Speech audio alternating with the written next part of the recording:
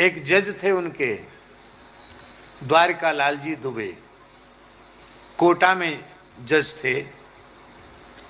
वो बाबा के शिष्य हुए, जज का पद छोड़ दिया था उन्होंने भजन करने के लिए। बहुत अच्छे थे, बड़े विद्वान थे। वो भी बाबा के बड़े अनन्य भक्त थे। उनसे भी बाबा ने कहा था कि कुछ मांग लो, तो उन्होंने भी कुछ ऐसा ही मांगा था।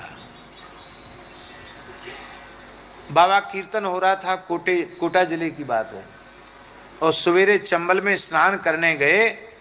चंबल की श्याम जल राशि देखते ही भावावेश हो गया बाबा को, और कीर्तन करते करते बाबा चंबल में डूब गए, लौट के नहीं आए।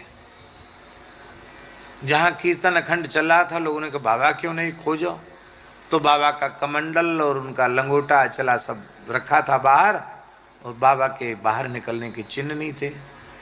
तो खोजा इधर उधर, बाबा मिले नहीं। तब दूर दूर तक जाल डलवाए गए, बड़े जाल, महाजाल जिसको कहते हैं, महाजाल डलवाया, और लगभग 72 घंटे के बाद बाबा का शरीर मिला। कितने घंटे के बाद?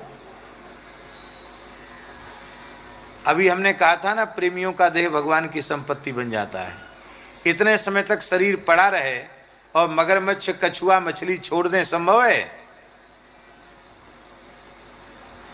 पर बाबा के शरीर में कोई चोट नहीं थी, बस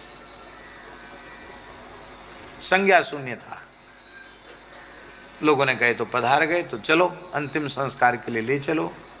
और उसी समय भैया जी द्वारिका लाल जी भजन में बैठे थे, तो उनको थोड़ी सी तंद्रा जैसी आई, तो उनको लगा सामने साक्षात रघुनाथ जी खड़े हैं। बोले द्वारिका लाल जी जल्दी जाओ, अपने गुरुजी के शरीर की रक्षा करो। क्यों? गुरुजी तो भावावेश में अत्यंत विरह के कारण अपनी चेतना सहित मेरे नित्य धाम में आ चुके हैं, लेकिन अभी उनका शरीर धरती पर रखना है। मैं उन्हें भेज रहा हूं, लोग उनके शरीर का संस्कार कर देंगे, तुम उनके शरीर को बचाओ। तत्काल सरकारी वाहन लेकर, पुलिस लेकर के वो गए और बाबा के शरीर को चिता पर रख दिया था। अग्नि लगाने वाले थे गांव के लोग। बाबा का शरीर उठा करके लाए, अपने घर में ले आए द्वारिका लाल जी। घर वाले भी थोड़ा विरोध कर रहे थे, अरे मरे मुर्दा घरे क्यों ले आए? बोले तुम लोगों को डर लगता हो, दूसरे घर में चले जाओ। महाराज के शरीर को रख करके द्वारिका लाल जी कीर्तन करने लगे महामंत्र का। पूरी रात कीर्तन किया, और सवेरे बाबा कीर्तन करते करते उठ के बैठ गए। बच्चा, मैं तो भगवान के नित्य धाम में गया था, अब नित्य धाम का वर्णन करके सुनाने लगे। कैसे गया वो पूरा वर्णन बाबा ने करके सुनाया, और बोले कि राम जी ने कहा कि अभी तो बाबा को बहुत दिन धरती पर रखना है। अरे ये क्यों, इनको भेजो जल्दी, नहीं तो इनके शरीर को लोग जला देंगे। तो बस हमको तत्काल भेज दिया गया, हम आ गए, हम ठीक हैं। तो तुमने भगवान की आज्ञा का पालन करके और बहुत अच्छा काम किया, हमारे शरीर को बचाया, भगवान की आज्ञा का पालन हो गया। तो तुम क्या चाहते हो? बोलो, मैं प्रसन्न हूं, क्या चाहते हो? तो द्वारिका लाल जी बोले कि ठाकुर जी का दर्शन करते करते, उनका कीर्तन करते करते मेरे शरीर से प्राण निकले। बाबा बोले ऐसा ही होगा। और द्वारका लाल जी की नौकरी तो पूरी हो गई थी, नौकरी छोड़ दी थी उन्होंने, थोड़ी बची थी, छोड़ दी थी भजन के आवेश में। थोड़ी नौकरी बाकी थी, उसको छोड़ दिया था उन्होंने। और वो पैर में घुंघरू बांध के कीर्तन करते थे, नाचते थे। द्वारका लाल जी जज थे महाराज।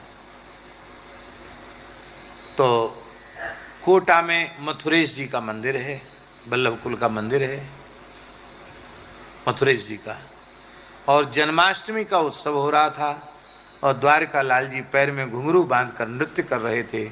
3 घंटे तक उद्दाम नृत्य किया, कीर्तन किया उन्होंने, और पर्दा खुला, जन्म की ठाकुर जी की आरती हुई, और कीर्तन करते करते, दर्शन करते करते द्वारकाधीश प्रभु का मथुराधीशपुर मथुरेश जी का लाल जी का दर्शन करते करते उन्होंने देह का त्याग किया। इसी गिरिराज जी में बाबा को साक्षात श्री गिरिराज जी ने, ठाकुर जी ने अपने हाथ से उनको 56 भोग जिमाए थे। ये घटना गोवर्धन में हरदेव जी के मंदिर की है।